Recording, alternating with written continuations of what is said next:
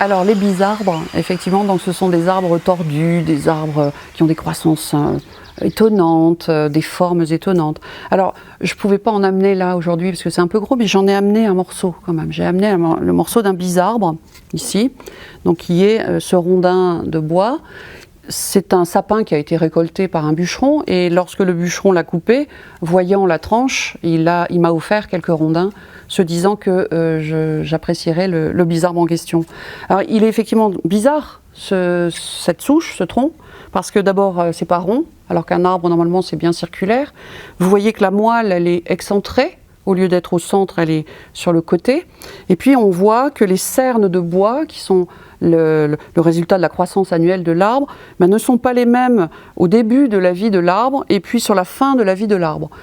Donc ici, il s'est passé quelque chose dans la vie de l'arbre qui fait qu'il s'est mis à fabriquer un bois bizarre par rapport au bois qu'il fabriquait avant. Et ce sapin, il a été coupé en 2016. Et si je remonte le temps, donc je vois que le dernier cerne de bois, celui qui est juste sous l'écorce, le dernier formé, il date de 2016.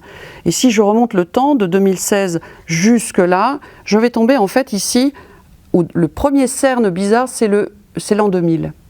Et le dernier cerne normal, c'est 1999.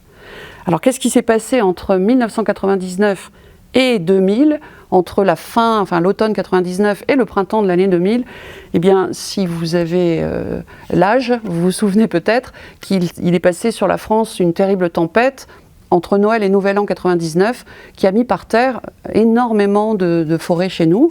Et bien, ce jeune sapin qui poussait parfaitement droit dans sa plantation, c'est un arbre de plantation, il était parfaitement droit. Il a été en fait incliné par le coup de vent qui est passé. Il n'a pas été déraciné, donc il est resté vivant. Et l'année d'après, il s'est mis à fabriquer ce bois aux cernes dilatées pendant 16 années. Et ce bois, en fait, c'est un bois qui est mécaniquement actif. Ça veut dire qu'il bouge en vieillissant. Et là, il s'étend. Vous voyez, il va gonfler en vieillissant. Et donc, imaginez que le tronc est penché comme ceci. Le bois qui est fabriqué juste en dessous va s'étendre. Et en s'étendant, il va pousser le tronc vers le haut. Et il va donc permettre au tronc, qui était incliné, de se courber à la base et de retrouver la verticale. Et le bisarbre, on en voit des comme ça souvent quand on se promène en montagne ou sur des talus, eh bien, ou simplement un arbre incliné par une tempête, c'est une sorte de danseur qui fait une courbe à la base et qui se redresse à la verticale un peu plus haut. Donc voilà l'exemple d'un bisarbre, le danseur, dont j'ai une tranche de corps pour vous montrer ce qui s'est passé à l'intérieur.